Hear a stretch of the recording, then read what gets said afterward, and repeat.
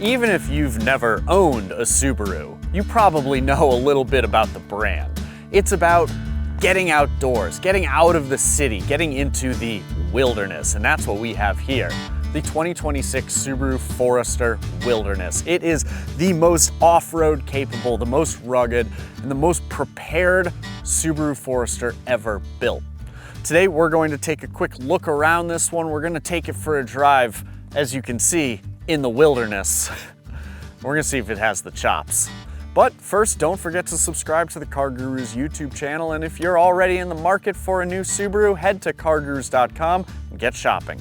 One of the nice things about the wilderness trim is, well, they stick out like a sore thumb. If you see one, you're gonna know it. First, we have a redesigned front end. There's a lot of plastic, and some people don't like that, but it is at the very least very rugged, very protective. It's gonna help, stop any of those paint chips that you'd get all over the front fenders and whatnot. We also have 17-inch wheels. They're not big wheels, not big 19s or 20s, and that means that they can have a higher sidewall on these all-terrain tires. The tires themselves are 10 millimeters wider this year than they were on the previous generation Wilderness.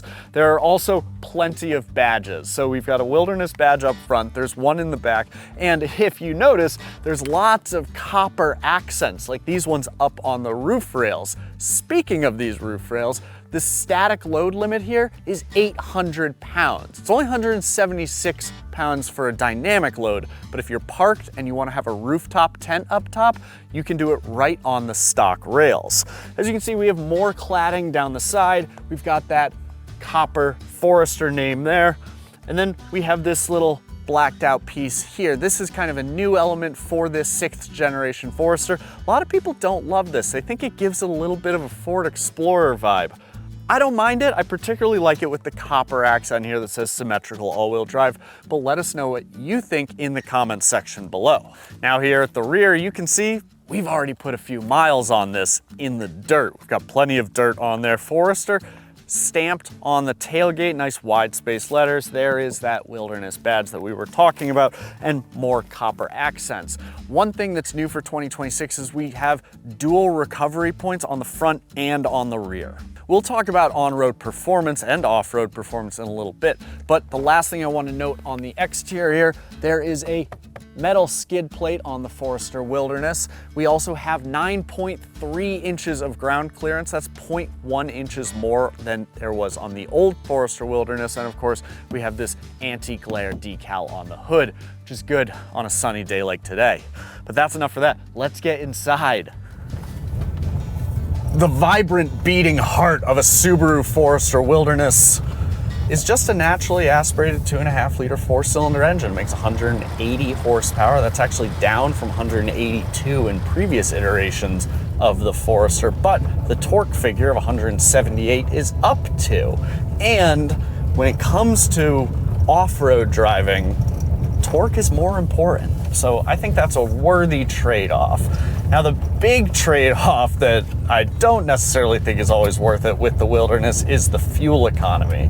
Because of the off-road tires and the lifted suspension, and most importantly, the re-gearing of this car, the different gearing, it does not get nearly as good highway fuel economy as a non-Wilderness Forester. And that's a shame, because for a lot of drivers, they want the capability that we are experiencing off-road right now, but they don't necessarily want to give up the highway fuel economy that everybody is going to need, particularly when you're on your way out to a trail like this. So that is a critical compromise that shoppers of the Forester who are considering the Wilderness are going to need to keep in mind. There are a couple things that make Subarus special. One of them is that powertrain, the boxer design of the engine, where the cylinders, I'm gonna pause for a second, the cylinders go in at each other instead of up and down or in a V shape like most engines do. So that allows for a more compact design, allows for more ground clearance. Every Forester, except for the Wilderness trims, gets 8.7 inches of ground clearance, which is really good. And the Wilderness, of course, gets 9.3, which is even better. I mean, 9.3, more than 8.7, more is always better. But the thing that I think really makes Subaru special is the symmetrical all-wheel drive system. Unlike an electric all-wheel drive system, like what you would find in a RAV4 hybrid, the symmetrical all-wheel drive is more of a mechanical system. It actually uses a drive shaft. It sends the power to the wheels that it needs from the engine. There's no like electric motor that's responsible for powering that rear wheel traction. And it results in something that's more manageable, more predictable, and I would say quite a bit more capable, particularly when it comes to loose surfaces like dirt or rocks or snow or mud. And helping with that is X-Mode. X-Mode is the powertrain mapping software that's specifically for kind of, variable terrain situations. So we actually have it in deep snow mud right now, not because it is snowy or muddy, but because the surface on the ground is extremely loose.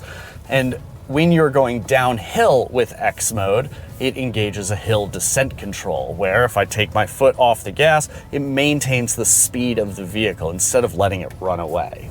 The last thing I have to talk about in terms of performance is, well, performance. We're finally on some paved roads here, and one of the things that you notice with the Wilderness trim is the gearing on it.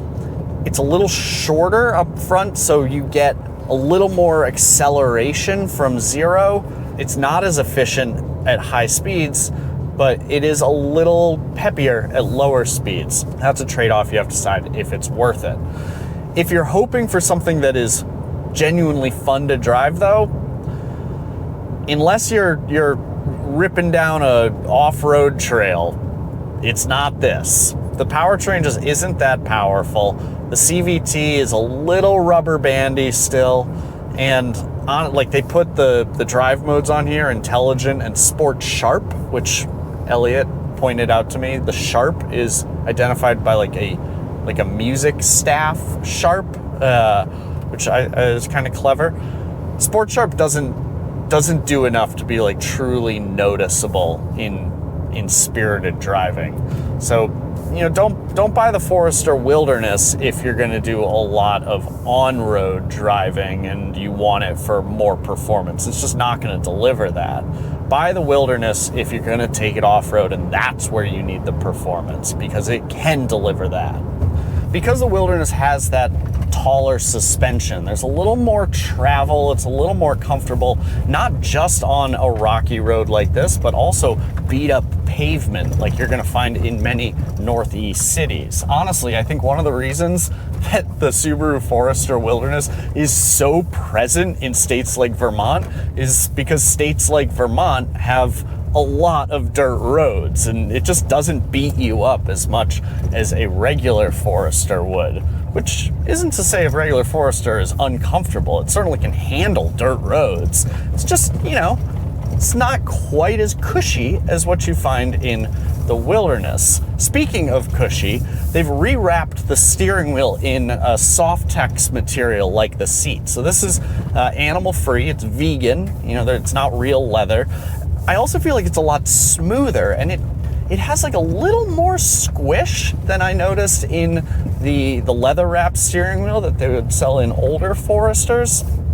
So I think that's pretty good. I do wonder how, it's a pretty hot day, and I feel like I'm already getting a little sweaty in this seat. I'm not sure Softex is the most breathable material, but Subaru does say that they've improved the breathability of the material for 2026.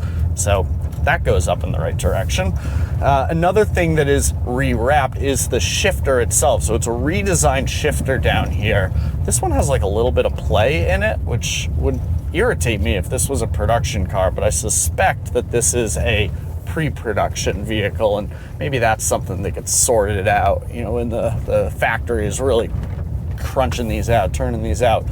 I should also note that the factory is not in Japan anymore. Subaru is moving production of the Forester, including the Wilderness trim, to its manufacturing facility in Indiana. So for folks who like to buy vehicles built in the USA, this is a new option for you. We have paddle shifters on the steering wheel. So that's kind of helpful if you want to use a little engine braking of sorts. CVT transmission, so it's all fake. Those are nice to have.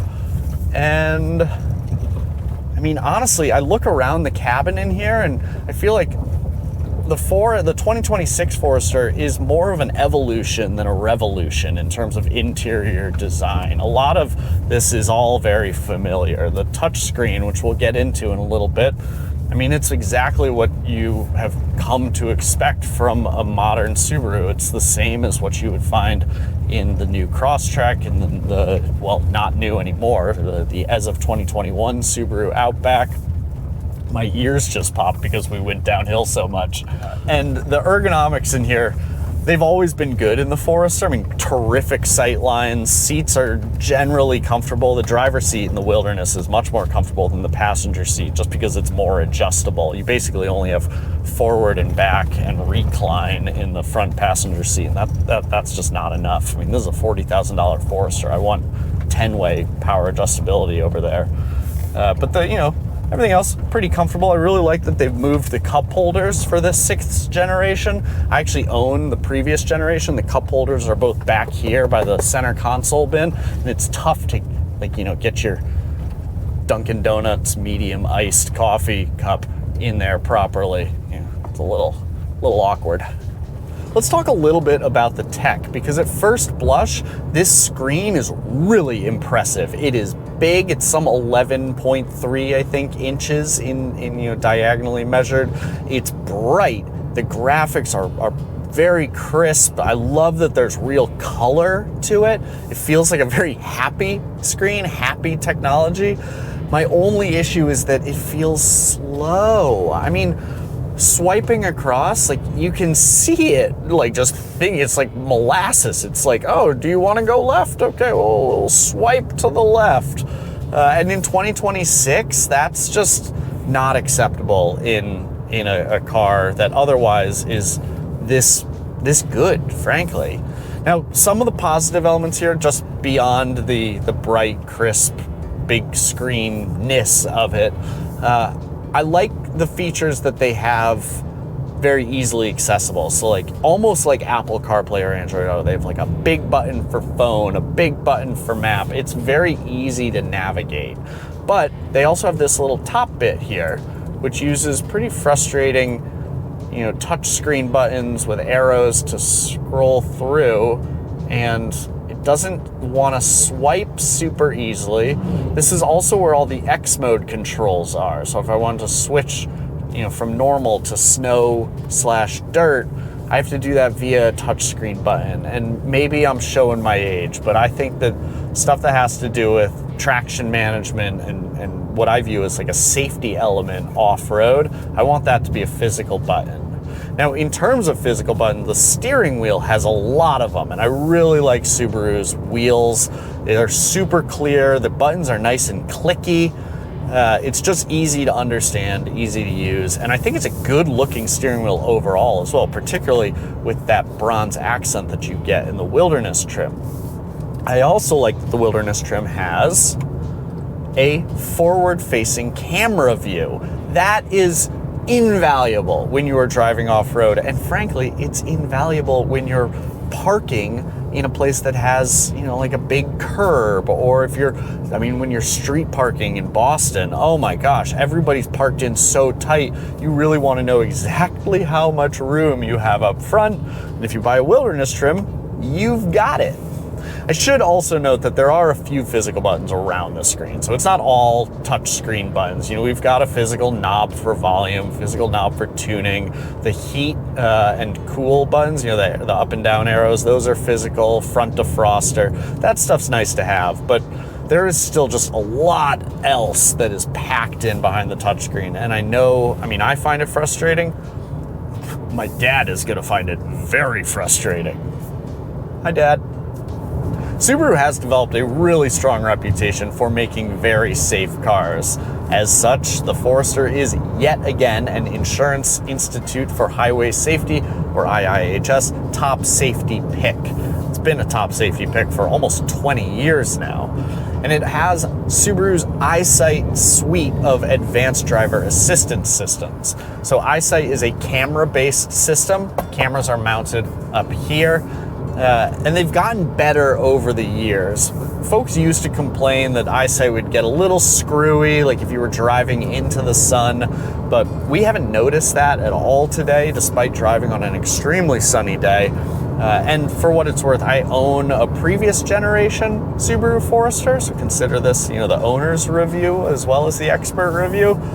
I've never run into issues with eyesight. It does include a lot of what you would expect. It has automatic emergency braking, it's got adaptive cruise control, it's got lane keeping assist. That stuff's great. It's not entirely fully featured as standard. Blind spot monitoring and rear cross traffic alert aren't included on the base trim. They are included as an option package on the premium trim and then standard on the sport and above. That's something to consider if you are considering the least expensive, the entry-level Forester. Just know it's not going to have that tech. There's also no advanced semi-autonomous driving system like Ford's Blue Cruise or Chevy's Super Cruise or Hyundai's Highway Driving Assist. Subaru doesn't have that tech yet. The combination of lane centering and adaptive cruise control is pretty good for if you're trying to eat a Big Mac while driving on the interstate, it'll help you out there, but it's not a semi-autonomous driving system. Do you guys eat in the car? I mean, let us know in the car. I would like to say I never eat in the car. I keep a real clean car, but it's not true. If I'm on a road trip, I'm gonna get hungry. I love to snack. Pricing on the 2026 Subaru Forester Wilderness starts at $39,835, including the $1,450 destination fee. That feels a little pricey at first, and it can go over $40 if you include the option package, which gives you the digital gauge cluster, the Harman Kardon stereo, navigation, and believe it or not, a power lift gate. I mean, I would have thought that would be standard on a vehicle costing almost $40,000, but no, in fact, you have to go over 40 to get that. So yeah, 40 grand for a Forester, that's a bit of an ask. But the only car that can truly compete with the Forester Wilderness in this segment, well, it's the Ford Bronco Sport Badlands, and that one is closer to $42,000, $45,000 if you put the Sasquatch package on it. And so with that lens, this actually does look like a bit of a deal. It's super capable. Frankly, it's more capable than a lot of people need, particularly Subaru owners who are already buying the Forester for a little extra capability. This is just a cherry on top. Personally, I love how this car looks, and you have to respect what the Subaru Forester Wilderness can do off-road.